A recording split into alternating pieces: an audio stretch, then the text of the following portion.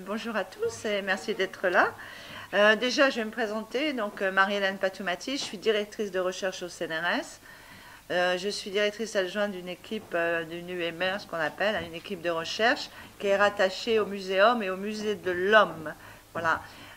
Donc, ma spécialité, c'est les comportements, notamment les comportements des Néandertaléens et des premiers hommes modernes, c'est-à-dire nos ancêtres directs, hein, les Cro-Magnons, Homo sapiens. Vous avez peut-être eu l'occasion, donc j'étais commissaire d'une exposition au Musée de l'Homme sur Néandertal, l'Expo, et où là déjà j'avais abordé la question de la représentation aussi bien que la réalité archéologique, hein, des Néandertaliens, parce que je pense que c'est important de voir aussi dans l'imaginaire collectif, dans la pensée, comment les gens perçoivent nos ancêtres, voilà, quels sont un peu les préjugés parfois. Donc c'était dans cet esprit-là que j'avais essayé de faire cette exposition. Sinon, personnellement, je travaille beaucoup en Europe centrale et orientale. Je fais un peu moins de terrain depuis que je suis directrice adjointe parce que c'est une équipe de 135 personnes, donc c'est un peu lourd. Sinon, j'écris pas mal d'ouvrages, mais c'est toujours par rapport aux comportements anciens, parce que je pense que tous ces comportements que nous avons, qui ressurgissent parfois, sont très anciens, ils viennent de très loin. Je suis darwiniste, hein, je suis évolutionniste. Et donc, c'était intéressant pour moi de travailler sur des sujets tels que, par exemple, j'ai écrit un livre, malheureusement, je n'ai pas pu l'amener, qui est passé en poche récemment, qui s'appelle Mangeurs de viande. Donc, c'est très d'actualité. Je fais beaucoup de conférences à la demande des gens parce que c'est évident qu'avec le véganisme, tout ça, alors que, bon, c'est des vrais mensonges, j'ai pas le temps de développer, mais on a été des mangeurs de viande. Hein. Même si maintenant, il y en a beaucoup qui voudraient qu'on soit des mangeurs de graines. Mais c'est pas la réalité. Aussi, là j'en ai amené, il m'en reste 2 exemplaires, j'ai ramené aussi j'ai travaillé beaucoup sur la question de la violence aussi et de la guerre, les origines, donc les traces archéologiques, hein, pas des fantasmes.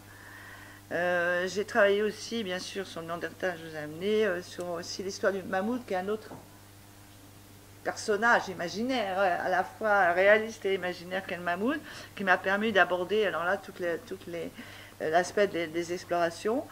J'ai eu la chance de vivre une expérience, on pourra en parler peut-être aussi dans vos questions, sensationnelle, c'est que j'ai pu vivre pendant 3 mois, j'ai vécu avec les Bushmen du Kalahari, donc au Botswana, qui m'a permis de me rendre compte de ce type de société, donc de chasseurs-cueilleurs nomades. Et malheureusement, c'était il y a quelques années, et malheureusement, ils sont tous morts, parce que vous savez que les problèmes des chasseurs-cueilleurs, des peuples traditionnels, c'est un problème terrifiant puisqu'ils sont exterminés, soit physiquement, soit on détruit leur environnement, etc. Donc ils ne peuvent plus vivre. Voilà, donc c'est toutes ces expériences qui m'ont fait travailler aussi, réfléchir, à sortir un peu, parce que ma spécialité, des spécialités au sein de la préhistoire, c'est à partir des ossements d'animaux. C'est-à-dire, vous montrez un os, je vous dis ce que c'est. Mais je suis sortie de l'os pour aller justement plus loin et réfléchir sur tous ces comportements. J'ai écrit dans mon genre d'environnement, d'ailleurs, il y a une grande partie sur la chasse et sur le fait, là aussi, que c'est ce qui nous a construit, on va en parler au niveau de l'humain. Alors, ce soir, ce que je voulais aborder, c'est un vaste thème, hein, qu'est-ce que l'humain, qu'est-ce qu'un humain, parce que c'est une question aussi qui est intéressante à plusieurs points de vue, puisque justement, selon qu'on regarde plusieurs points de vue, qu'on aborde ça de différents éclairages, on s'aperçoit qu'on n'a pas forcément tous les mêmes définitions. Donc ça, c'est quelque chose qui m'a paru intéressant, et aussi peut-être vous apporter, et ça sera des sujets de discussion après, quelques éléments donc, sur les origines, comment toute notre histoire s'est construite au fil du temps. Et quand on peut justement mettre l'étiquette entre guillemets humain ou pas humain. Alors, je vais juste brièvement quand même pour mettre un peu le contexte, parce que je pense que vous n'êtes peut-être pas familier du tout avec la préhistoire. Déjà, donc, je vais vous tracer un petit peu ce que l'on sait actuellement, et juste une petite parenthèse, parce que bon, je suis une scientifique, hein, j'ai fait des sciences dures, comme on dit. Et maintenant, il y a beaucoup de moyens, à la fois les fouilles archéologiques, ça c'est important, il faut faire du terrain, il faut sortir des objets des fouilles pour ne pas raconter des belles histoires. Et on travaille à partir de ce matériel. Et on a la chance d'avoir beaucoup de matériel qui sort, même des ossements humains, des Néandertaliens ou autres, et aussi des moyens maintenant techniques d'investigation qui sont très très poussés, qui sont qui nous permettent d'avoir des datations extrêmement précises, maintenant, même pour les périodes très anciennes, qui nous permettent de faire des analyses, par exemple, on parlait de l'alimentation, donc de faire la biogéochimie, etc. Et bien sûr, on a en plus maintenant l'ADN ancien. Donc on peut faire l'étude de l'ADN à partir des ossements. Donc tout ça nous permet de clarifier certains points qui étaient restés un peu en suspens et tout. Évidemment, il y a toujours des questions, il y en a toujours, une fois on trouve un truc, il y a toujours une question. Mais en tout cas, là, c'est quand même un moment important, intéressant en ce moment, grâce à tout ça. La convergence, à la fois de beaucoup plus de matériel qu'avant, et aussi beaucoup de moyens plus sophistiqués d'investigation. Donc ça, c'est important. Alors, on est un peu comme des détectives, hein, des policiers, c'est-à-dire qu'on cherche les indices, et puis on essaie de faire parler ces indices. Et donc, c'est un travail à la fois très pointu, mais qui, à un moment donné, aussi soulève sur la question, je ne vais pas tellement débattre sur ça, mais qu'il faut que vous sachiez, c'est quand même qu'à un moment donné, évidemment, nous sommes dans une société. Nous avons une histoire personnelle, nous avons une histoire sociétale, etc. On n'est pas dans une tour comme ça qui permet d'interpréter tout. Donc il n'y a pas d'objectivité totale, même si on part de matériel. Donc à un moment donné, évidemment, on va interpréter d'une façon parce que c'est notre histoire. Donc ça, c'est quelque chose qu'il faut savoir. C'est la même chose pour mes collègues historiens. Ils parlent des écrits, mais les écrits ne sont pas toujours vrais. D'abord, ils sont souvent écrits par des vainqueurs, donc il y a des choses qui échappent. Donc il y a vraiment, ça c'est important, je voulais un peu poser le décor de ma profession. Et sinon, au niveau de la préhistoire, qu'est-ce qu'on sait actuellement? Pour l'instant, absolument, à chaque fois qu'il y a des fouilles, etc., alors que les Chinois, par exemple, font énormément de fouilles archéologiques, ils ont des gros moyens. Et tout, pour l'instant, les plus anciens restes, c'est vraiment l'Afrique. Et c'est l'Afrique subsaharienne.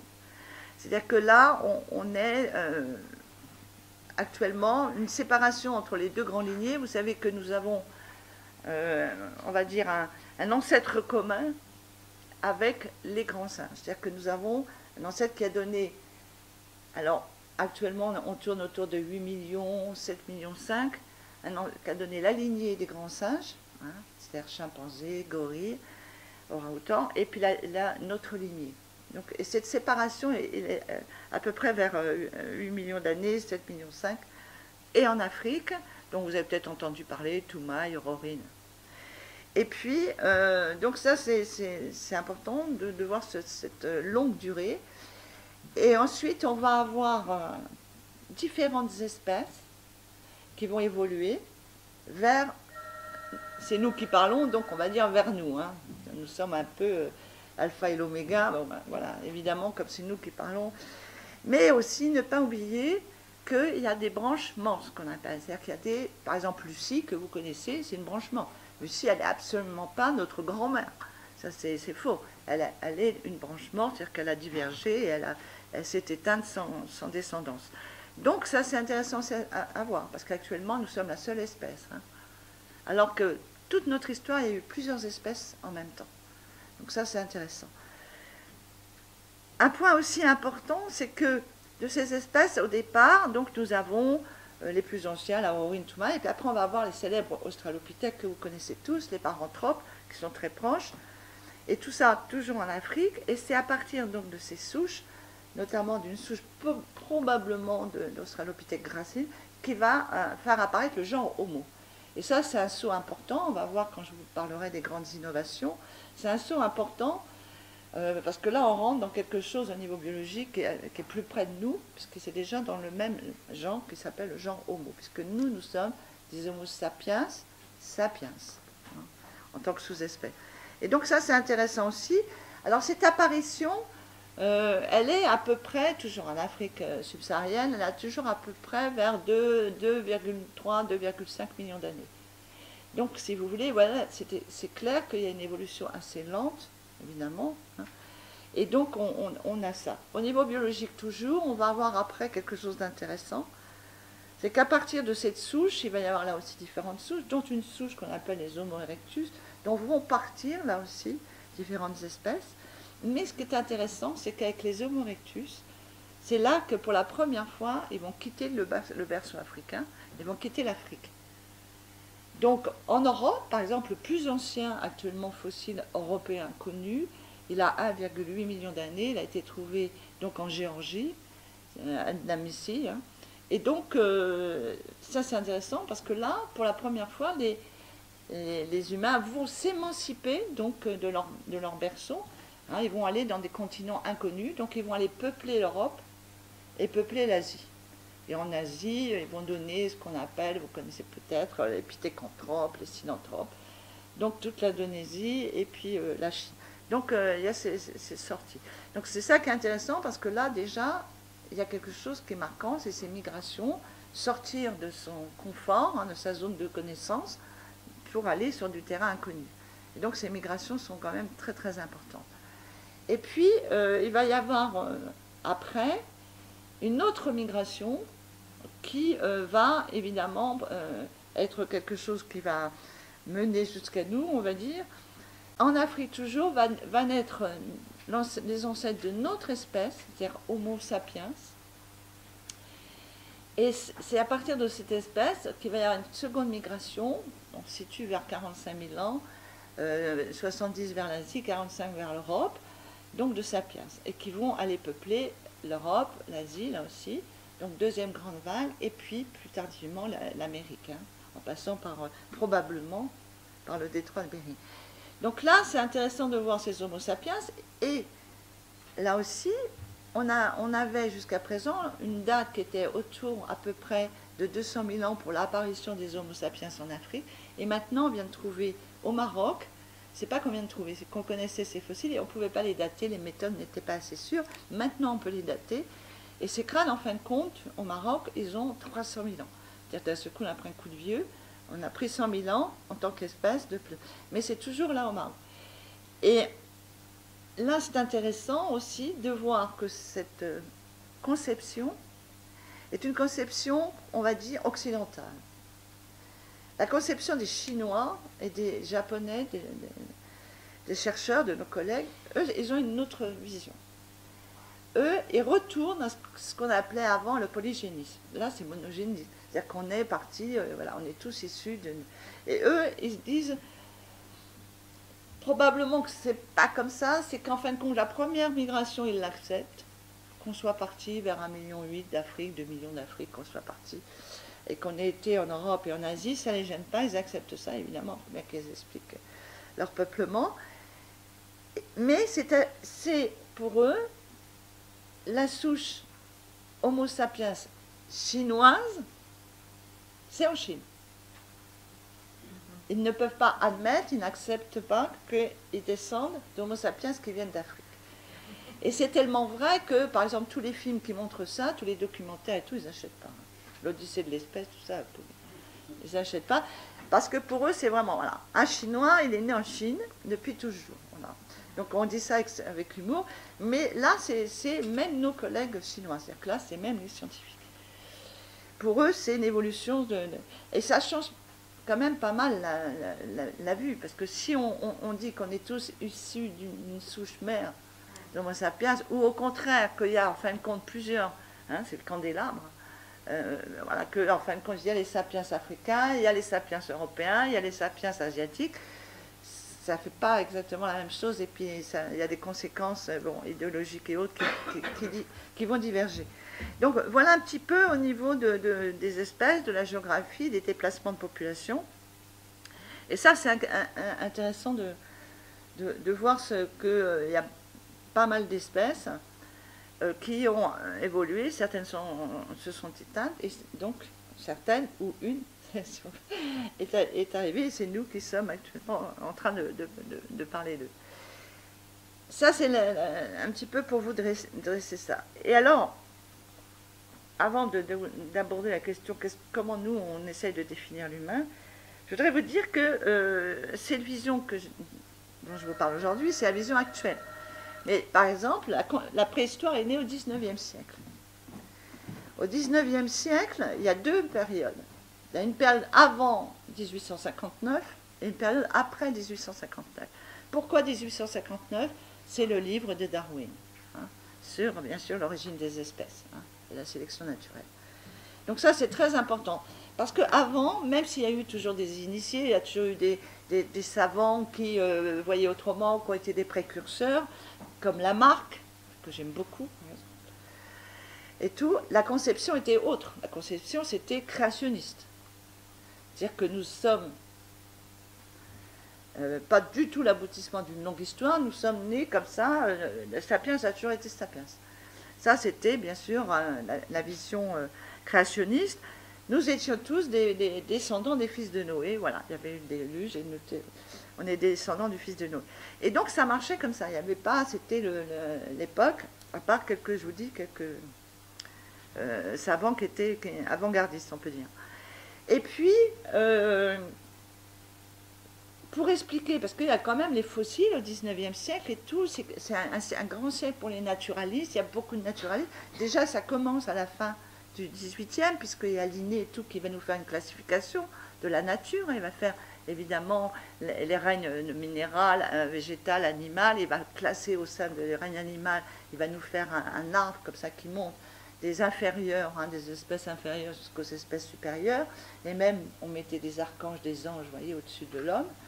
Et donc, c'était ces visions, il y avait déjà une conception. Et après, on a commencé aussi à reconnaître les fossiles, c'est-à-dire à se rendre compte que ce qu'on appelait les pierres de foudre, les médailles du déluge, etc., c'était en fin de compte des fossiles, c'est-à-dire des animaux fossilisés, donc qui avaient existé, qui avaient disparu. Et là, même un grand personnage comme Cuvier, qui est l'inventeur, on peut dire, de la paléontologie, qui va reconnaître les fossiles, qui va les identifier, qui va faire l'anatomie comparée. Et lui, il va rester dans cette croyance, il est au début du 18e, à la fin du 18e, au début du 19e, et donc lui, il va être dans une vision créationniste, mais comme il est un savant et qu'il se rend compte qu'il y a des trucs qui ne vont pas, il va donc faire, lui, sa théorie des catastrophes. C'est-à-dire qu'il n'y a pas un déluge, il y a plusieurs déluges, donc il y a des animaux, etc., ils meurent, il y en a d'autres qui apparaissent, etc., enfin, et la même chose pour l'homme. Donc à un moment donné, il y aura l'étape où l'homme sera créé. Donc il est dans ces visions. Donc ça, c'est important à voir. Et évidemment, c'est très marquant. C'est quelque chose qui va créer, en fin de compte, l'image des préhistoriques. Ça va être très fort. Parce que les savants, ils vont tous être dans cette vision. Et donc, c'est déjà très difficile de faire accepter. On fait beaucoup de découvertes, je vais très rapidement. Et bien sûr, à un moment donné, l'évidence est là. Darwin publie son livre. Ensuite, il publie en 1871 un livre qui nous est encore plus cher, c'est sur l'origine de l'homme. C'est là où il va dire, non pas que l'homme descend du singe comme on l'a caricaturé, mais que nous avons avec le singe un ancêtre commun. Et donc là, ça va être important parce que, évidemment, pour tous les archéologues de l'époque et tout. Donc on va reconnaître, 1863 et un grand congrès, que c'est la naissance de la préhistoire. Mais dès le départ, en fin de compte, là nous sommes dans cette grande période où c'est l'industrialisation, où il y a une vision où on va classer les êtres humains. On va faire beaucoup, c'est la grande période de l'anthropologie physique.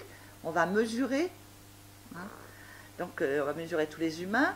Et pour faire quoi? Pour non seulement classer, mais hiérarchiser. C'est là où, vous connaissez bien, malheureusement, ça a eu beaucoup de conséquences néfastes, c'est l'échelle des êtres humains, avec comme curseur les sages, donc on va tout mesurer, et on va comparer les mesures qu'on fait sur vos crânes, et on va comparer, vous êtes près des singes ou vous êtes plus loin. Et donc ils vont faire cette hiérarchisation qui va, bien entendu, vous connaissez tous, on va mettre les inférieurs des inférieurs, les aborigènes d'Australie, les Hottentotes, les Bushmen dont je vous parlais, etc., les noirs évidemment, après les jaunes, les blancs, voilà. Et la classification est assez poussée puisqu'on va même séparer les blancs occidentaux des blancs qui ne sont pas occidentaux, et à l'intérieur de ça, les femmes, les hommes, bien sûr nous mesdames on est un peu en dessous, il ne faut pas exagérer, voilà. Et puis à partir de ces classifications, ça va être terrible parce que qu'est-ce qui va se passer avec la préhistoire, nos fossiles, on va faire pareil, c'est-à-dire qu'on va prendre des fossiles qu'on découvre, on va les hiérarchiser, les mettre en inférieur, supérieur. On va rapprocher les aborigènes d'Australie, par exemple des Néandertaliens, etc. Donc on va se servir de ce critère qui est nauséabond, parce que qu'est-ce que ça va donner? Je n'ai pas le temps de développer, je l'ai développé dans un livre que je n'ai pas là sur le sauvage et le préhistorique miroir de l'homme occidental. Ça va faire qu'en fin de compte, on va avoir des inférieurs, Et c'est bien pratique parce que nous sommes en pleine période coloniale, c'est la grande expansion coloniale, même si ça a démarré avant, hein, bien sûr, au XVIIe, le Code noir, tout ça. Mais là, on est en pleine expansion. Et donc, ça va permettre de justifier le fait qu'on va, comme on est inférioriste, qu'on va leur expliquer que c'est nous qui savons et ils ne savent pas. Donc, on va tout leur enseigner. Et avant ça, on va surtout les exploiter. Et donc, ça va être aussi l'eugénisme. Puisque alors là, quand vous avez des tares, etc., bon... c'est pareil, il faut éliminer un tout. Alors donc ça va être la stérilisation en masse, notamment aux États-Unis. Bref, ça va déclencher ça. Bien sûr, le mitarien. Et donc les gens vont s'arc-bouter, c'est Gobineau, hein, c'est la période de Gobineau, etc. Donc, et tout ça, là-dedans, l'homme préfet va servir là aussi, en fin de compte, à rapprocher encore plus, à mettre encore plus ce qu'ils appelaient les sauvages du côté des inférieurs, puisque certains ressemblent ou ont la même culture que les préhistoriques. Donc les préhistoriques, les peuples traditionnels vont être appelés sauvages, bien sûr, mais aussi premiers. D'ailleurs, on a tellement hésité sur le quai Branly, hein, du coup on l'a appelé quai Branly, comme ça il n'y a plus de problème.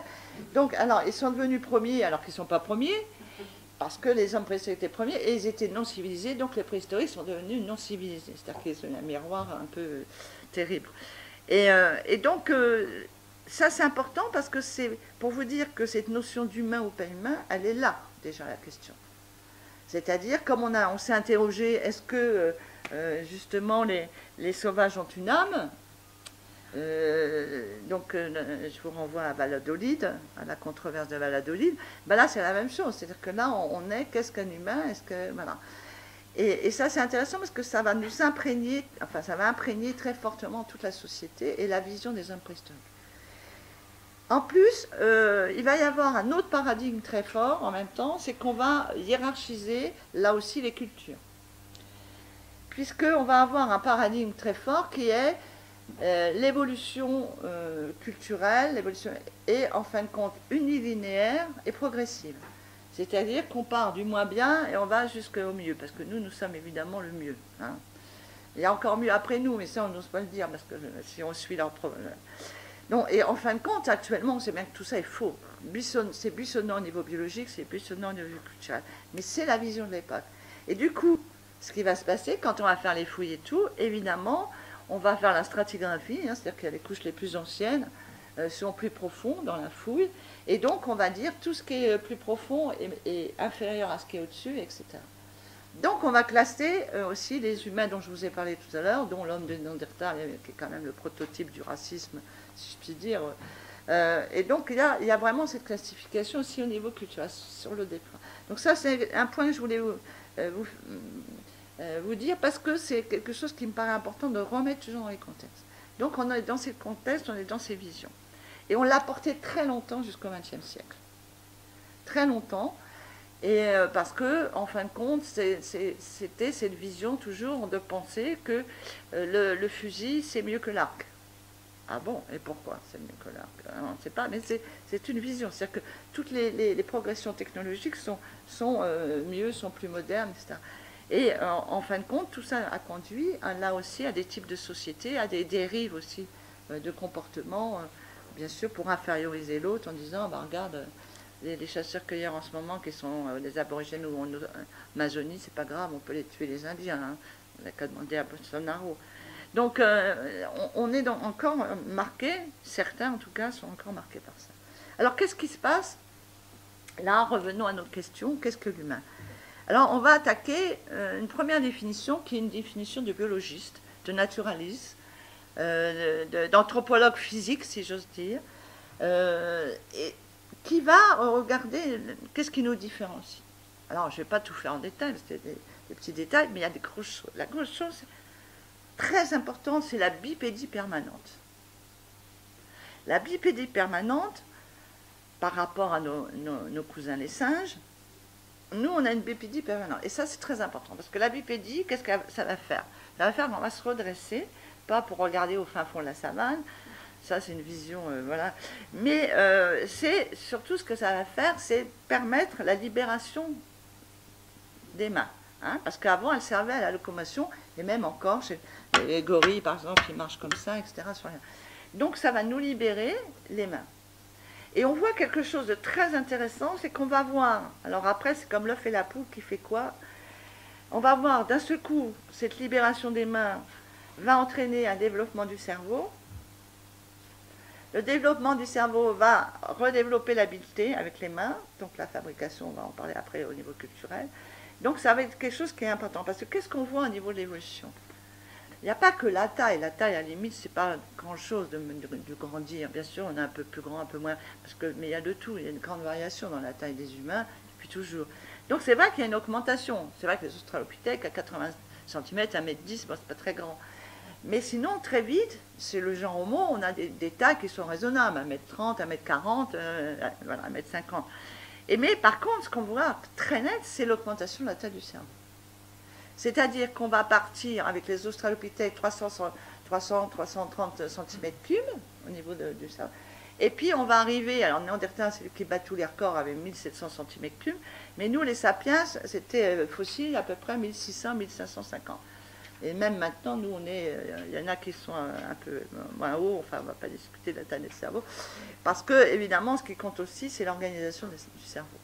Et là, on voit, au niveau maintenant, on fait beaucoup des scanners, on fait beaucoup de 3D et tout. On peut voir aussi les ménages et tout sur les endocrines.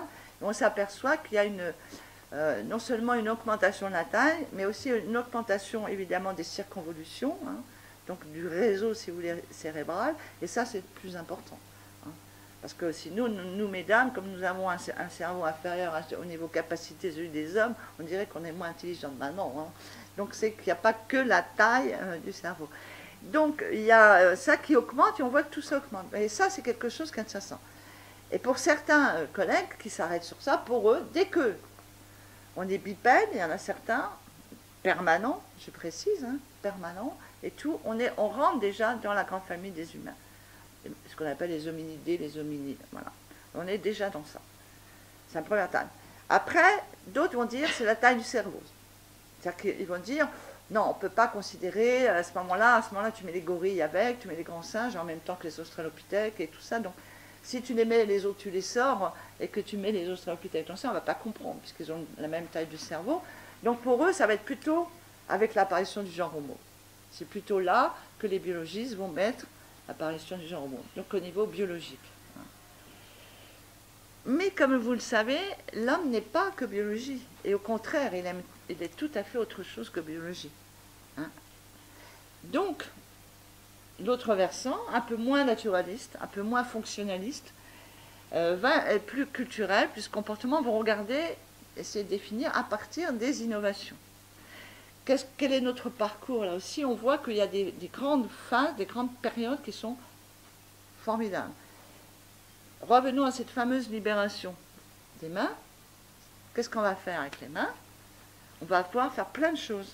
Et notamment, on va pouvoir faire un outil. Et ça, les premiers outils, c'est très important. Je ne parle pas d'utiliser. Je ne parle pas de ramasser quelque chose, d'utiliser. Les singes, par exemple, les chimpanzés, moi je suis une collègue qui est une grande spécialiste des comportements des chimpanzés, des bonobos et autres, et évidemment ils vont utiliser, ils vont prendre une branche, ils vont les feuiller pour aller chercher leurs termites, là, parce qu'ils adorent ça, alors ils vont là, mais ils utilisent, ils ne vont pas façonner. Vous me direz, oui, mais ils enlèvent quand même les feuilles. Oui, d'accord, ils enlèvent les feuilles. Mais bon, ils ne vont quand même pas faire des outils qui vont nécessiter des capacités cognitives importantes pour justement faire, de partir d'une pierre brute pour arriver à un objet comme ça.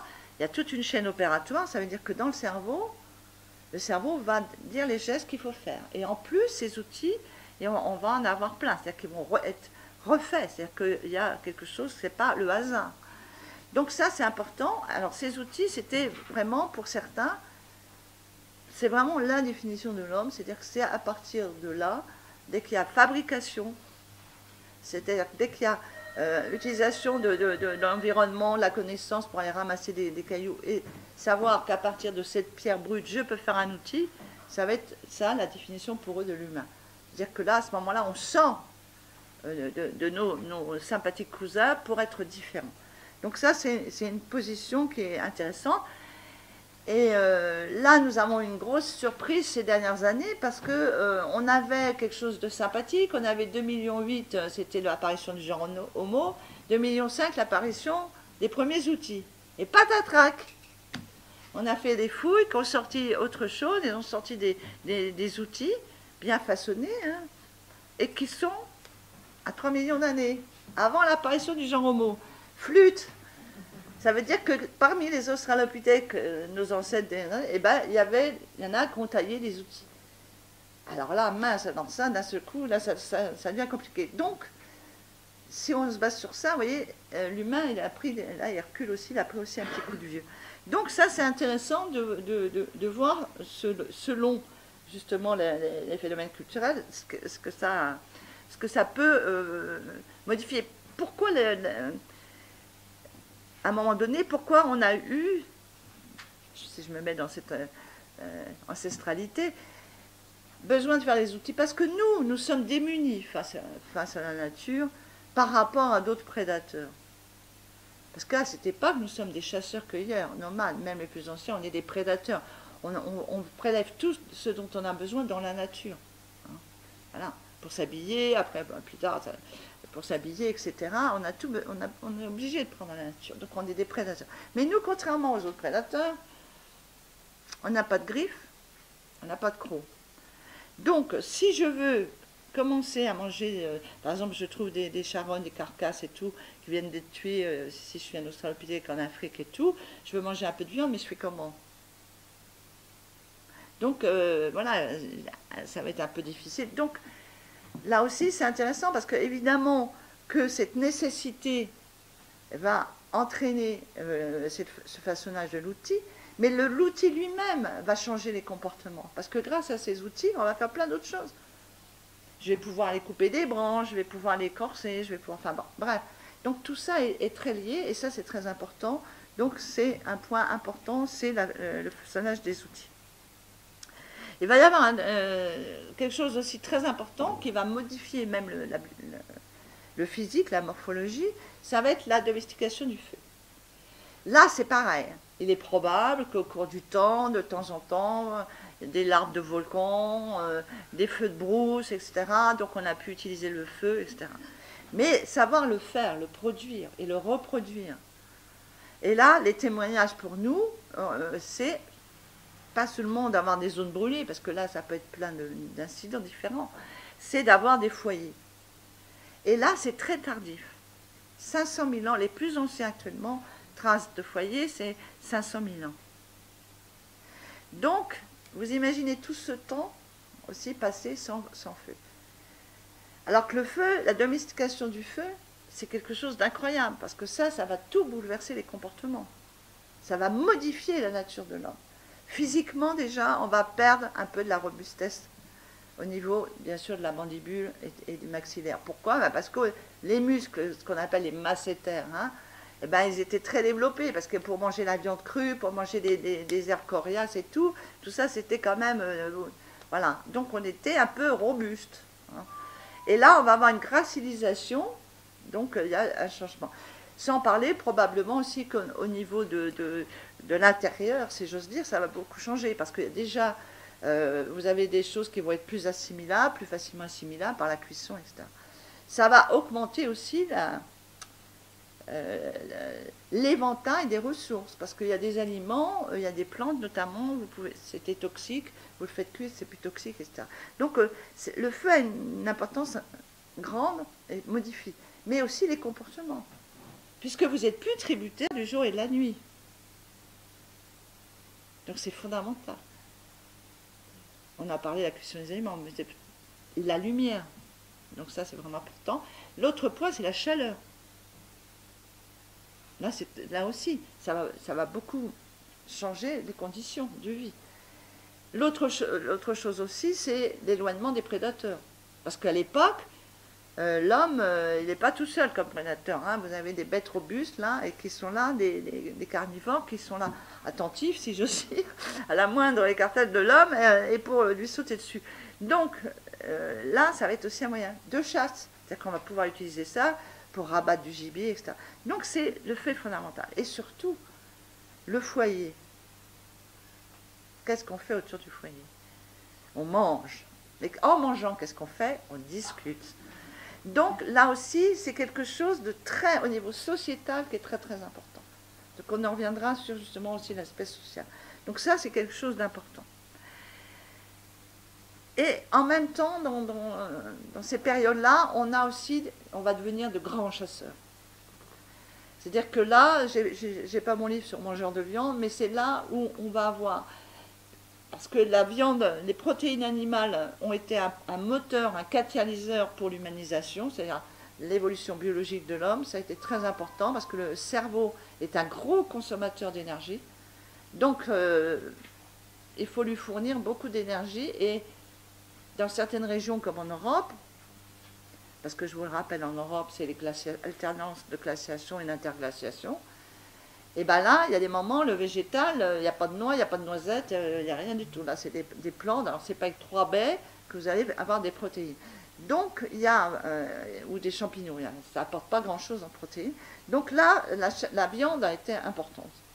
Et elle a permis ce développement. Mais, au-delà de ça, la viande, pour se la procurer, il faut la chasser l'animal.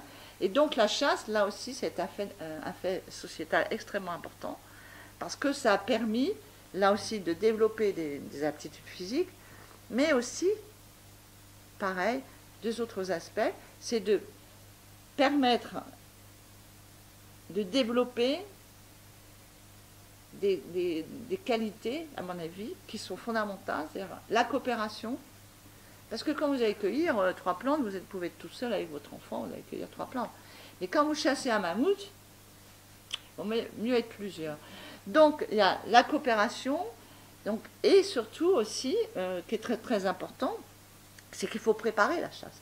À ces époques-là, les arbres sont relativement rudimentaires, les animaux pas faciles à chasser, surtout c'est des gros animaux, des bisons, des chevaux, etc.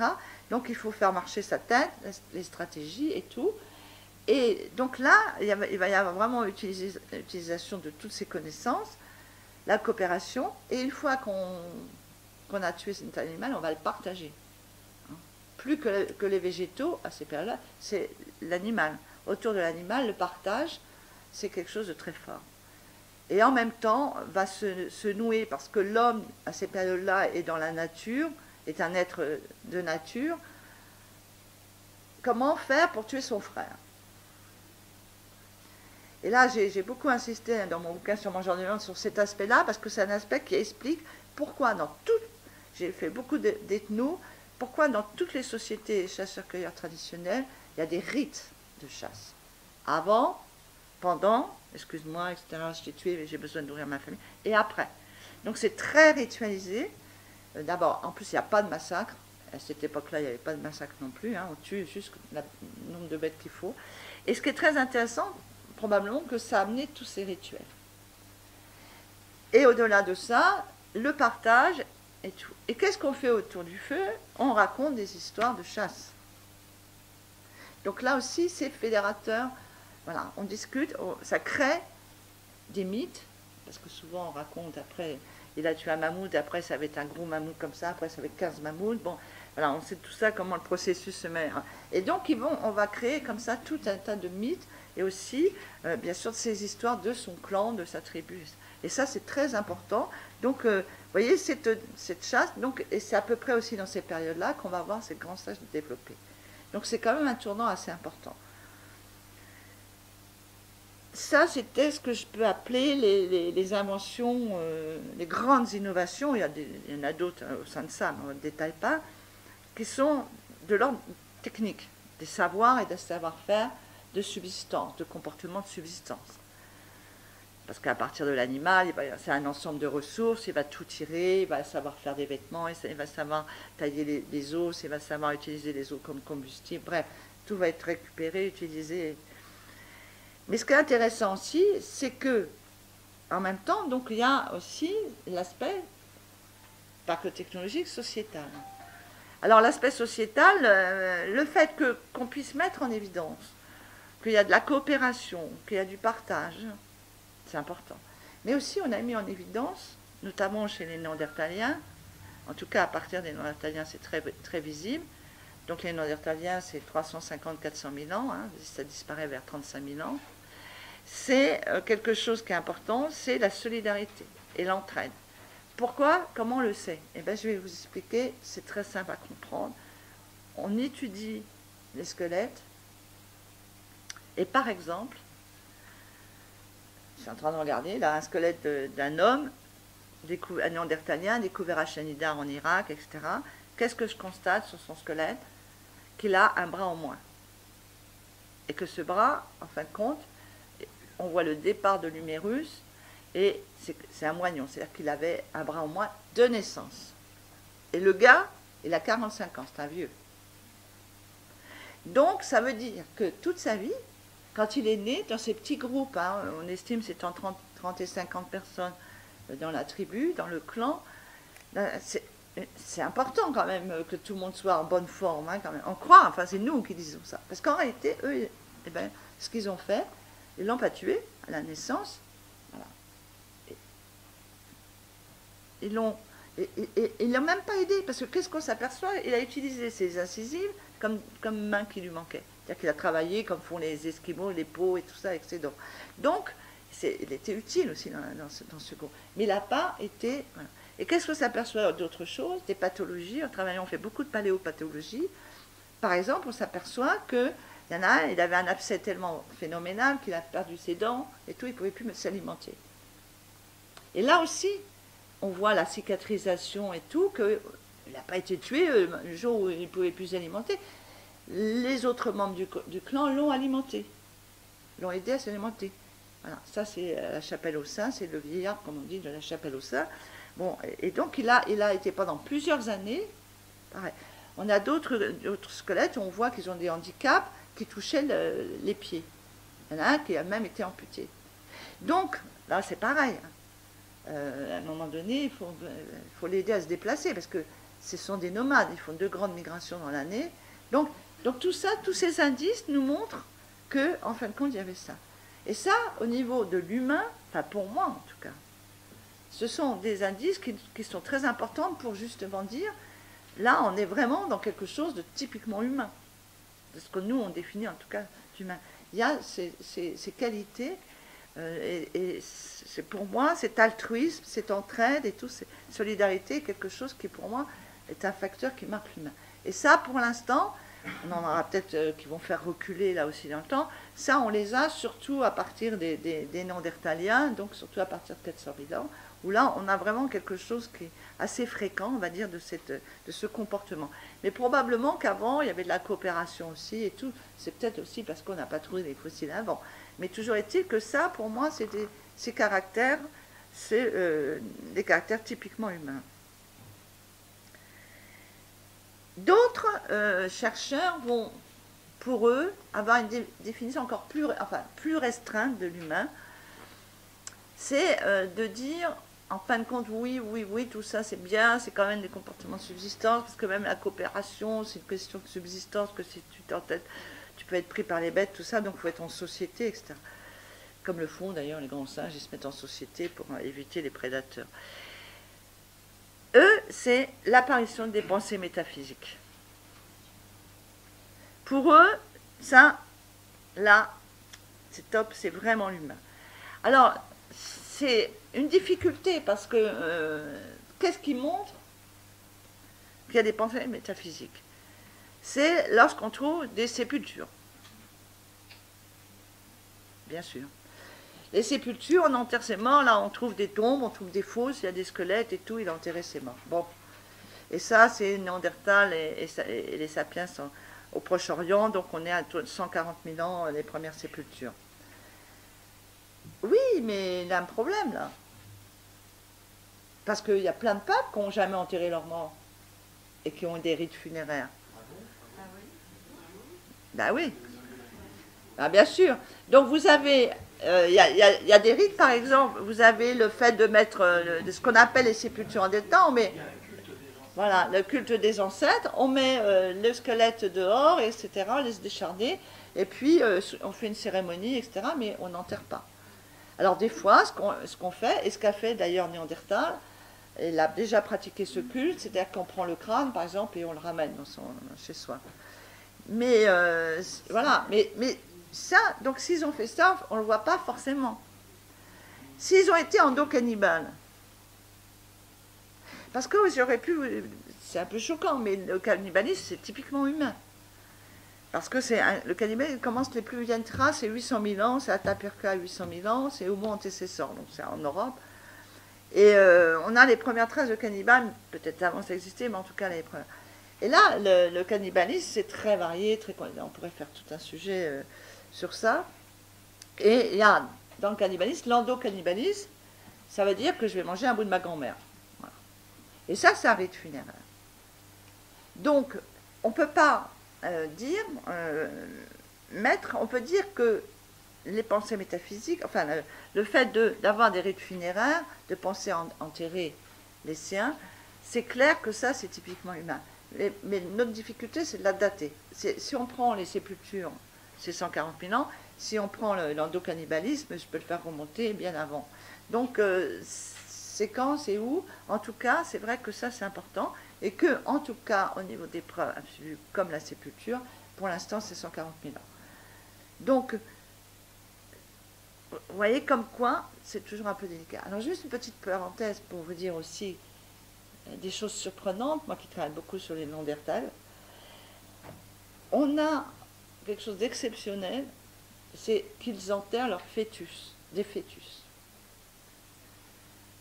Quelle société, soi-disant arriérée, inférieure, barbare, enterre ses fœtus?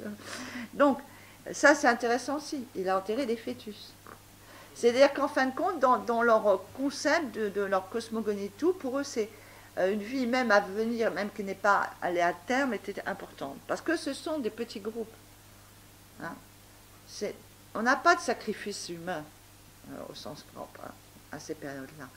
Donc là, c'était intéressant de voir aussi ça, c'est non seulement des rites funéraires, mais des choses un peu complexes. Il va y avoir aussi des dépôts funéraires, hein, on va parer, on va mettre des bijoux, etc. Plein de choses, hein. Il n'y a pas que, on va faire certains, on a fait un feu à côté, sans doute un repas funéraire, etc. Donc il y a plein de choses qui accompagnent ça. Donc il y a ça pour eux, et là, c'est vraiment là que certains disent, bon, là on est typiquement dans quelque chose d'humain. Et puis, il y a ça, parce que c'est souvent très lié, il y a ceux qui disent, ah oui, il y a les pensées symboliques. Et là, évidemment, c'est quelque chose qu'on peut dire de typiquement humain, en tout cas pour certains. Alors, la pensée symbolique, le problème, c'est qu'est-ce qu'on va appeler une traduction de pensée symbolique. Je prends un exemple, toujours avec mes chers néandertaliens. On a trouvé dans des sites des fossiles. Ils ont ramassé, comme vous peut-être, comme moi en tout cas, ramassé des fossiles. Des ammonites, des trilobites, n'importe quoi. Ils ont ramassé des fossiles qu'ils ont amenés dans leur habitat, sans rien faire. Pas pour faire un outil, pas pour rien faire. Alors, est-ce que ça, est-ce que c'est une pensée symbolique? C'est-à-dire que, vous voyez, dans cet objet, j'aurais pu en amener un, ils voyaient en fin de compte un animal qui était mort, mais en plus il était en pierre. Voilà, parce que nous déjà il a fallu attendre la fin du 19e pour reconnaître les fossiles, donc on ne va pas leur jeter la pierre. Et donc ça devait quand même quelque part, alors est-ce que c'est pour ça? Est-ce que là aussi le rapport de certains de ces hommes avec certaines espèces animales particuliers, là aussi est-ce que ça ne sous-entend pas l'existence de croyances déjà très anciennes qu'on peut rapprocher aux esprits, donc à l'esprit animal, au totémisme. Hein. Il y en a qui parlent beaucoup de chamanisme, mais ça c'est un autre sujet. Donc là, c'est intéressant. Et notamment, par exemple, juste un cas, pour illustrer mon propos, les Néandertaliens ont un rapport très particulier avec certains oiseaux. Il y a en général, ils mangent les piafs, ordinaires, les oiseaux ordinaires, hein, les lagopettes, tout ça. Mais il y a un rapport particulier chez les rapaces diurnes et les grands corbeaux. Ils vont prendre les plumes, pas manger l'oiseau, ils vont prendre ses plumes et ils vont prendre les cerfs pour les rapaces diurnes, donc les aigles et tout, ils vont prendre les cerfs. Ils ne vont pas la manger. Et ça, essayez de vous rappeler le rapport des Amérindiens, hein, les Sioux, moi j'étais chez les Sioux Lakota par exemple, avec ces deux, c'est l'aigle royal et le grand corbeau, ça interpelle. Et bien là, toujours est-il qu'ils ont fait ça. Pourquoi? Alors là, on ne sait pas. Mais il y a eu quelque chose. Et là, on est dans l'ordre du symbolique. On est tout à fait... voilà, c'est-à-dire que l'oiseau, c'est pas simplement un animal qu'on va manger, c'est un animal qui porte des symboles. Alors, est-ce que l'aigle, évidemment, c'est le plus grand prédateur du ciel pour eux, sans doute, comme pour les autres peuples après. Donc là, il y a déjà, on voit, nous, dans notre matériel, ce rapport déjà particulier, qui fait dire qu'il y a une conception des symboles. Non, mais ils ont le langage. Non, mais le langage articulé, ils l'ont il y a longtemps. Non, mais ils l'ont le langage articulé. La période dont je vous parle, ils ont le langage articulé. Non, je ne vais pas parler. Non, parce que c'est vrai, j'aurais pu parler de l'apparition du langage, excusez-moi, j'aurais pu en parler.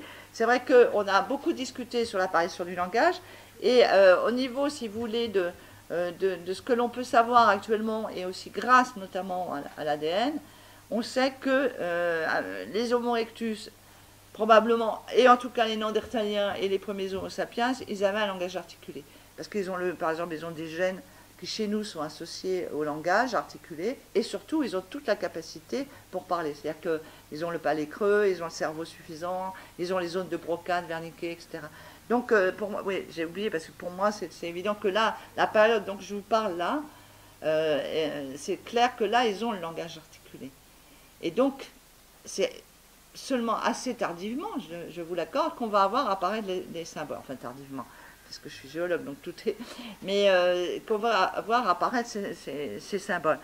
Et donc, et ça c'est intéressant de voir que dès cette époque, il y a un rapport particulier. Je pourrais parler de l'ours des cavernes aussi, avec Néandertal, parce qu'en fin de compte, il aurait pu très bien le chasser, il ne l'a pas fait, alors qu'il a chassé d'autres ours. Et donc là, il y a des choses, déjà, on a des témoignages. Et surtout, on va avoir, par exemple, quelque chose qui est très intéressant, c'est la pénétration sous terre. Parce que quand on dit les hommes de caverne, ils ne vivent pas dans la grotte au fin fond. Hein. Ils sont à l'entrée, ils sont dans les abris, ils sont devant, ils sont en plein air. Mais ça aussi, c'est un abus de langage qui nous vient du 19e siècle. Mais ce qui est intéressant, c'est de voir qu'à un moment donné, et là on le situe actuellement vers 150 000 ans avec les Néandertaliens, ils vont pénétrer dans le monde souterrain, rentrer, bien sûr, avec ils ont le feu, ils ont la lumière, hein, avec leur petite torche, et ils vont aller faire quelque chose comme à Bruniquel dans le Tarn-et-Garonne, qui est complètement hallucinant. C'est-à-dire qu'ils vont rentrer, ils vont braver cette espèce de peur, on se trouve à 336 mètres de l'entrée, et ils vont faire quoi? Ils vont faire ce qu'il ne faut jamais faire dans une grotte, hein. Ils vont aller casser les stalagmites. Donc ils ont cassé les stalagmites, ils ont fait des formats à peu près tous identiques, 400, ils ont 400 morceaux, ils vont faire deux structures, une très grande et une petite. Et la seule chose qu'on a, on n'a pas d'outils, on n'a pas d'os animaux, on n'a rien, la seule chose qu'on a, c'est les traces de foyer. C'est-à-dire qu'ils sont venus là, ils ont cassé ça, alors que casser des stalagmites, déjà il faut le faire, hein, parce qu'eux ils n'ont pas des armes, des masses. Hein. Donc ça prend du temps, c'est quelque chose qui devait être très pénible et tout, ils l'ont fait pour faire quelque chose qui nous échappe. Des rituels qui nous échappent totalement, en tout cas ils ont fait quelque chose qui n'a rien à voir avec leur subsistance, c'est pas pour se cacher des ours, hein. Pas pourquoi je vais casser des stalagmites. Et donc ils ont fait ces structures, ils ont allumé ces feux, ils ont probablement donc fait un rituel qui nous échappe. Et donc ça, là aussi, pour nous c'est intriguant. Ils vont faire avec ces formats, tous à peu près de la même taille, ils vont faire sur le sol, tracer en quelque sorte un grand ovale et un petit ovale. Et ils vont allumer des feux à l'intérieur. Mais pourquoi faire? C'est autre chose que simplement de subsistance. Et bien entendu, je terminerai pour la pensée symbolique, par quelque chose que vous connaissez tous ici, parce que nous avons notre ami qui en parle, c'est bien sûr l'art. L'art. Donc c'est la première fois qu'ils vont donc faire des objets. J'aurais pu mettre aussi la parure, mais la parure c'est toujours ambigu, mais en tout cas la parure est aussi quelque chose d'intéressant parce que c'est à la fois esthétique, Mais à ces périodes-là aussi, on peut penser, comme dans beaucoup de peuples chasseurs-cueilleurs traditionnels, que c'est aussi pour s'identifier en tant que clan, s'identifier individuellement, sa position, son statut dans le clan, ou un autre par rapport à un autre clan, etc. Donc c'est vrai que là aussi, on est déjà quand même dans quelque chose d'assez d'ordre non subsistant, si j'ose dire.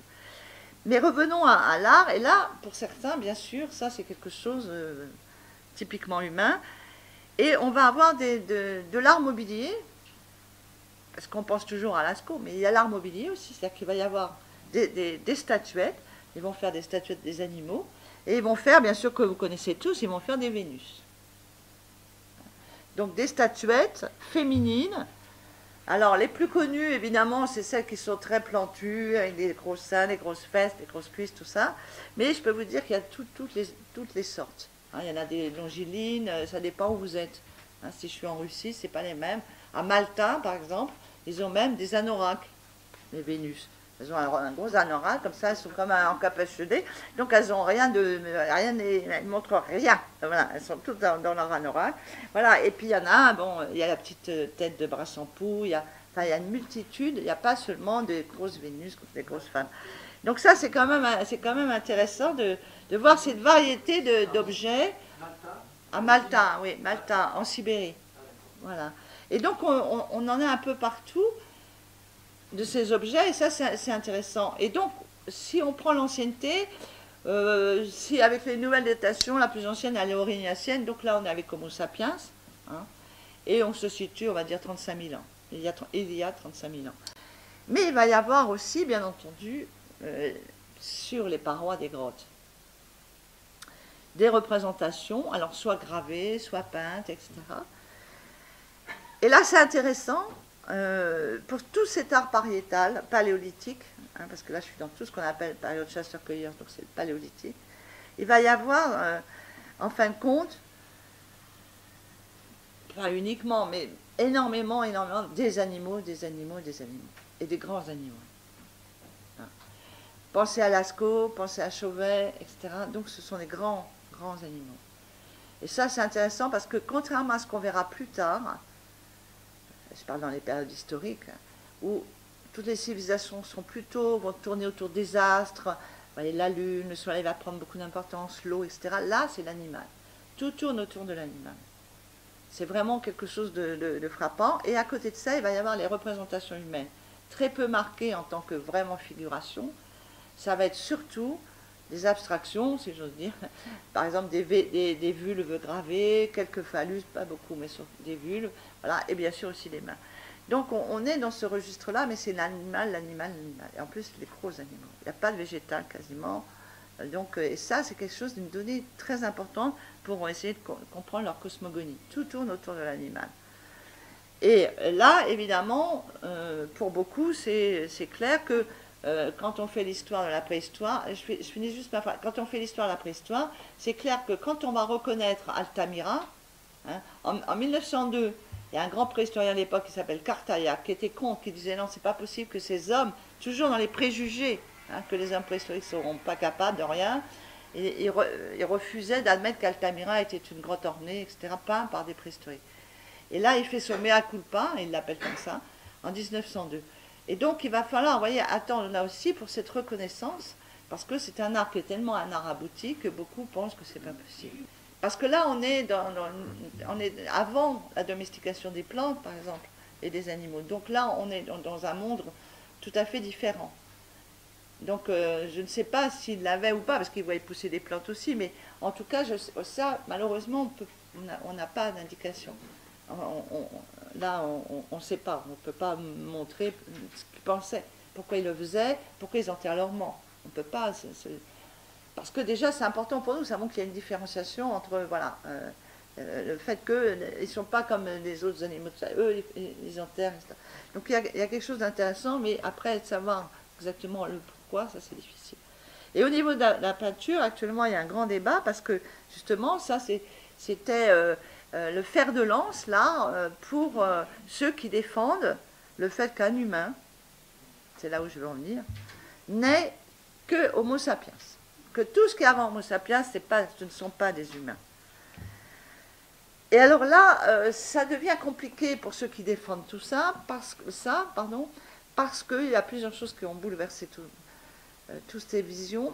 Premièrement, si on revient à l'art, il y a un débat actuellement. Alors, bon, on discute sur la datation, est-ce qu'elle est bonne, pas bonne. Mais certaines peintures en Espagne, de 3 grottes différentes, au nord et au sud en Andalousie, sont datées de la période de Néandertaliens. C'est une période en Europe où il n'y a pas les sapiens ne sont pas arrivés, puisque c'est vers 60 000 ans, et que les sapiens arrivent vers 45. Donc, ça peut être que Néandertalien. Et ça jetait un peu un caillou dans la mare, parce que si ça se vérifie, ça se coupe beaucoup du fait que la plupart des grottes ornées ne sont pas datées. Comment les dater, c'est difficile, sauf quand c'est avec du charbon de bois, parce que c'est le carbone 14. Mais sinon, c'est difficile. Donc, comme on ne pensait pas que, outre Sapiens, personne ne pouvait faire d'art, n'est-ce pas? Donc, on n'a jamais imaginé que les Néandertaliens pouvaient faire d'art. Alors, du coup, comme plein de grottes ne sont pas datées, plein de gens se posent des questions en se disant, ça se trouve, il y en a plein, c'est déjà les Néandertaliens. Donc là aussi, sur cette notion que, à part sapiens, Homo sapiens, avant, personne n'est humain, là, ça pose problème. Et surtout, c'est qu'au niveau de la génétique, là, on a fait beaucoup de génétique. Qu'est-ce qu'on a montré? Déjà, on a montré des nouvelles espèces, comme l'homme de Denisova. Bon, on ne le connaissait pas, celui-là, il est arrivé, c'est le 3e type qui arrive à ce moment-là. Donc il a 50 000 ans, donc il y a les Néandertaliens, les Denisoviens et les Sapiens. Mais surtout, en 2010, ça fait un bruit du tonnerre, c'est comme la publication de 1859 de Darwin, c'est que là, on a montré qu'il y avait eu des croisements entre les Néandertaliens et les Sapiens. Et à ce moment-là, d'un seul coup, ça devient un peu complexe, parce que la notion d'espèce, si vous vous rappelez vos enseignements de biologie à l'école, la notion d'espèce, c'est basé sur le fait que 2 individus sont de la même espèce, parce qu'elles peuvent se reproduire, et surtout donner un descendant fertile. C'est ça la définition d'espèce. Et là, patatras, d'un seul coup, Néandertal s'est croisé avec nous, donc ça devient compliqué. Les Denisoviens se sont croisés avec les Néandertals et avec les Sapiens. Bref, c'est terrible parce que les Denisoviens, on retrouve leurs gènes en Océanie et tout. Il y a jusqu'à 6% de gènes de Denisoviens chez les Asiatiques, chez les Océaniens. Donc, ça devient extrêmement complexe. D'autant que là, vous avez peut-être entendu l'actualité, on vient retrouver une espèce, 60 000 ans, insulaire et tout, aux Philippines. Donc, tout ça est très complexe. Donc, à un moment donné, être radical et de dire, avant Homo sapiens en tant qu'espèce, ce ne sont pas des humains, c'est que Homo sapiens, là, ça devient un peu compliqué.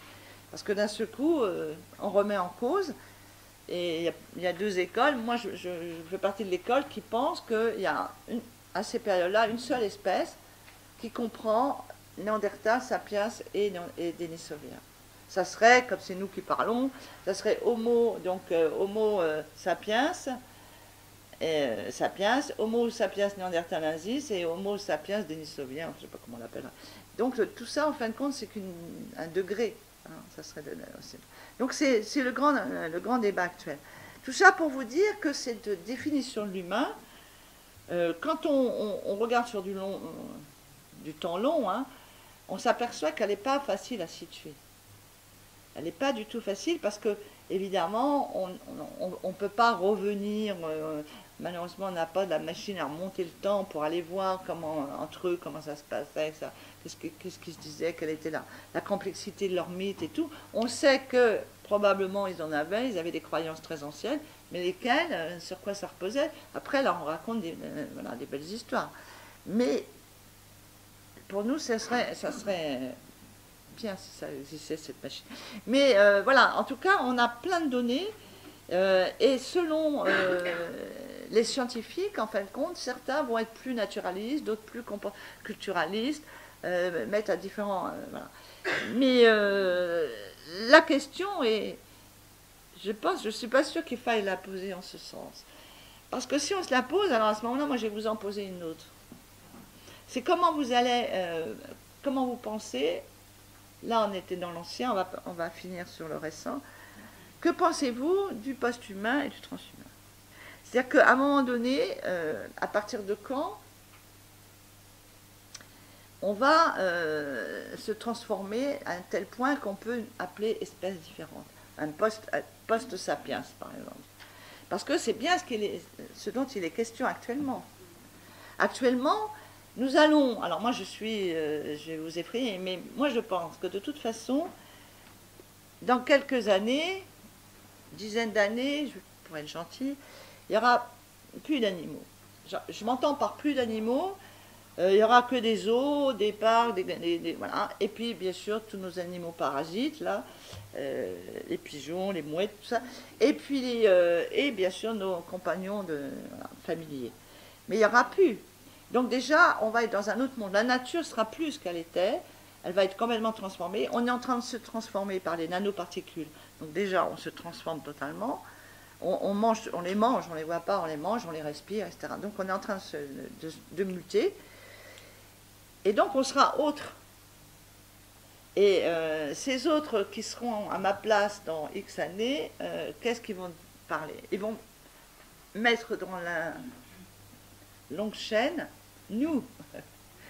Voilà. Et eux, ils seront, parce que ça sera autre chose. Mais vous vous rendez compte, s'ils nous disent qu'on n'était pas des humains, ça fait peur quand même. Mais c'est ça qu'il faut envisager. C'est-à-dire que ce que je veux vous dire, c'est que c'est un long continuum.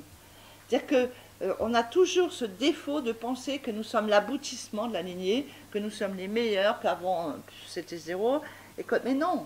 C'est-à-dire qu'en fin de compte, tout est buissonnant. Voilà, alors ça c'était un autre sujet parce que... Voilà. Mais pour moi, de toute façon, l'humain qui se prépare, mais il a commencé déjà cette longue, on va dire, voire mutation, c'est qu'on s'est dénaturé déjà. De toute façon, déjà, on est sorti de cette nature, ce que certains appellent l'anthropocène. Donc, on est sorti de ça, donc on est déjà différent. Parce que déjà, un jour, on ne mangera plus que des chimiques. C'est même pas la peine de se battre avec les végans, parce que de toute façon, on mangera que du recomposé. Hein, on fera comme font les astronautes, voilà, et les cosmonautes et autres. Donc, on mangera, tout sera différent. C'est-à-dire qu'on sort de cette nature, il n'y aura plus cette nature. On vit en milieu urbain. Moi, je fais des conférences dans les classes. Je dis toujours cette anecdote parce qu'elle m'a scotché, mais il avait raison. J'étais venue pour Histoire de mammouth. Je racontais mes histoires de mammouth, tout ça sympa. Et après, finalement, à la fin, comme je suis une défenseuse des animaux, même si je pense qu'ils vont disparaître, et je parle des éléphants. Je dis parce que je finis toujours sur le clonage que je trouve ridicule. Pourquoi aller cloner les mammouths quand on n'arrive pas à sauvegarder nos éléphants? Enfin bon, pour moi... Et le gars, il me dit, ah, là, le lycéen, il me regarde, il dit, oui, mais tu sais, oui, oui, mais enfin bon, tu sais, il n'y a pas d'éléphant dans ma rue. Hein. Mais oui, parce que comment voulez-vous faire ça? C'est en milieu urbain. On n'a plus cette notion, on ne fait plus le lien entre le fait que la nature, et nous, on est liés. Dans nos sociétés occidentales actuelles, on ne fait plus ce lien. Donc eux, ils s'en fichent, ils sont dans la ville, voilà, c'est pas grave, ils ne voient pas, il ne va pas défendre quelque chose qui n'est pas dans sa rue. Et donc, ça fait réfléchir et ça montre, et puis vous n'avez qu'à lire tous les jours. Hein. Là, le muséum, on vient quand même d'annoncer que 60% des oiseaux ont disparu, les espèces d'oiseaux. Ben, ça n'empêche pas que l'eau, on dit on va faire des pièges à la glu et tout ça. Enfin bon, bref. Donc, on n'a pas conscience que tout ça est en marche et que, donc déjà, on est dénaturé. C'est-à-dire qu'en fin de compte, on est complètement sorti de l'animal. On ne veut plus, quelque part, et même les végans, contrairement à ce qu'on croit, quelque part, ils se détachent tellement de leur côté animalité que voilà, il y a quelque chose qui fait que je pense qu'il y a petit à petit, on a perdu un ressenti, c'est-à-dire qu'on est plus dans la réflexion intellectuelle, de dire ah non, il ne faut pas que ça disparaisse, etc., que dans une vraie réalité, une vraie compréhension au fond de soi, parce qu'on s'en fiche à la limite. Donc il n'y aura plus d'élevage. Donc il n'y aura plus d'animaux domestiques. Mais ils disent, mais si, ah oui, je dis, qui va s'occuper? Vous allez les nourrir, vos animaux domestiques? Mais non. Donc ce sera, déjà les animaux sauvages sont en voie de disparition et les animaux domestiques seront aussi en voie de disparition. Donc c'est très compliqué. Et ce que je veux dire par là, dans le post-humain, ce qui est pour moi, à mon avis, quand même le plus effrayant, parce que nous sommes en transition. c'est que, évidemment, tout ce côté où nous, on est encore quand même, on fait encore le pont, hein, on est dans cette phase de transition où on fait le pont, hein, et ben, on se dit c'est pas possible, c'est pas possible. Et il y en a plein, je vous assure, ça leur fait rien du tout. Ils sont en milieu urbain, ils sont dans le numérique, dans tout ça, ils n'ont plus besoin. Déjà, ils vont, à mon avis, déjà, ils vont avoir ici des cordes hein, qui vont se mettre. Non, mais c'est vrai, il paraît que déjà les pouces, ils vont changer. Donc, à force de taper sur les trucs. Non, il paraît que les pouces vont. Mais bref, on est déjà en mutation. Donc, je pense que et le post-humain va faire aussi réduire la diversité. Regardez même actuellement le fait qu'il y a de moins en moins de diversité, à la fois des cultures, à la fois biologiques. On se ressemble de plus en plus. C'est-à-dire qu'on va avoir une société très, très mélangée, très mixte. Il n'y a plus de diversité. On veut que tout le monde au niveau culturel soit pareil. Donc il y a une création, enfin à mon avis, il y a quelque chose qui est en route, quoi, d'un autre. Et alors pour terminer sur votre question, et puis je vous laisserai la parole, là aussi c'est une question par rapport aux animaux. Et c'est quelque chose qui est toujours une délicatesse pour moi.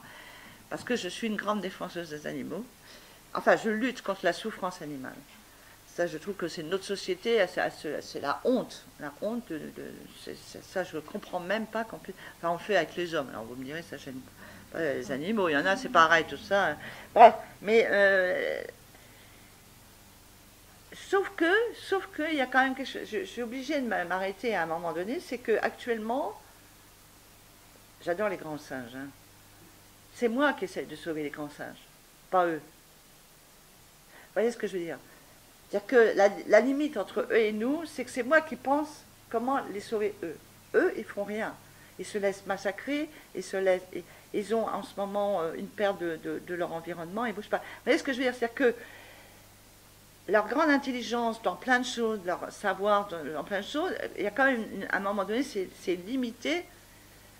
Ils vont pas plus loin qu'un certain stade, comme il y a eu des stades pour d'autres animaux. Voilà, et c'est nous, vous voyez ce que je veux dire, c'est nous qui pensons comment les sauver.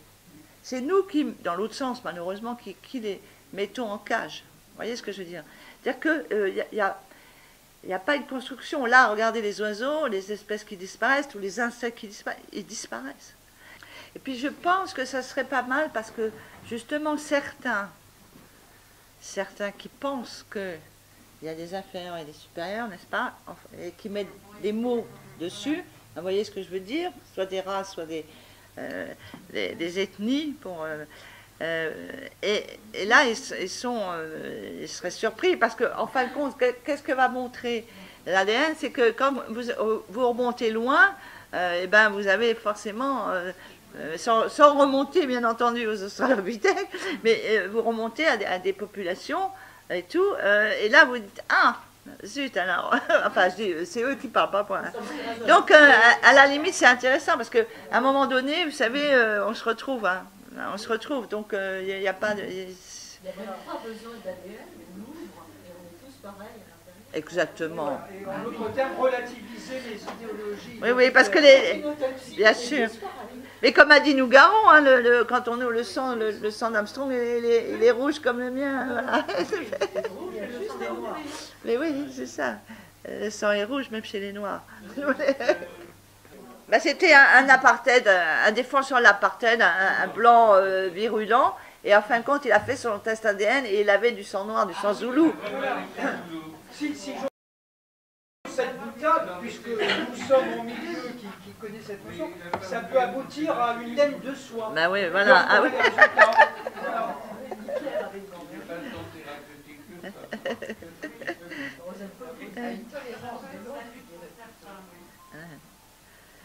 Mais c'est vrai que c'est important, mais actuellement, puisque là on débat comme ça à bâton, et moi je vais vous dire que je suis assez atterrée en ce moment. Parce que ça fait un moment que je fais des conférences sur Néandertal et tout. Et puis, vous savez, à un moment donné, je parle beaucoup justement de la hiérarchisation, etc., que ça nous entraîne, parce que justement, maintenant, tout le monde veut être Néandertal, et avant, tout le monde disait que c'était moins que rien. Donc, tout ça change. Je dis comme quoi il faut faire très attention, éviter la hiérarchisation. Et il y a certaines phrases que je disais, par exemple, je disais que quand Sapiens arrive et tout, il va s'installer et prendre toute la place. Et je dis, oui, en fin de compte, les migrants sont toujours vainqueurs. L'Amérique, toutes les colonisations. Alors là, je peux vous dire, je ne le dis plus.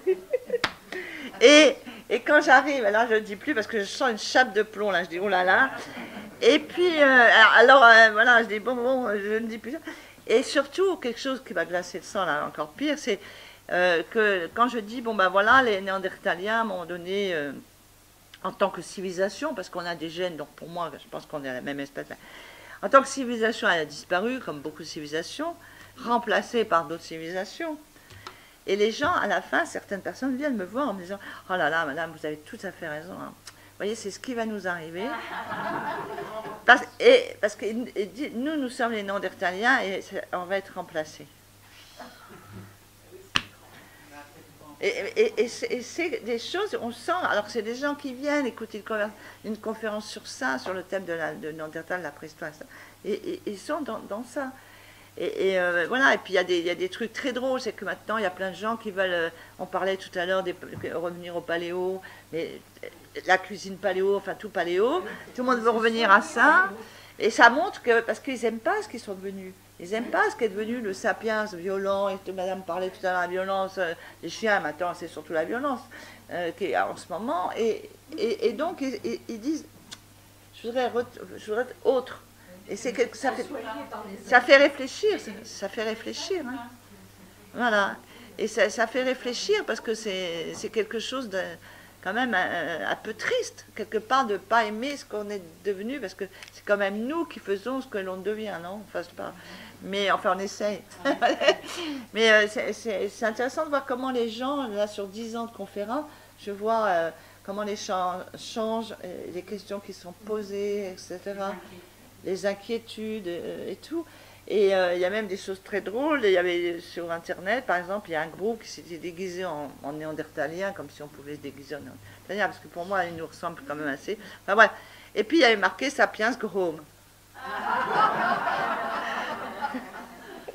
Voilà. Alors je lui dis, le monde est fou. Le monde est fou.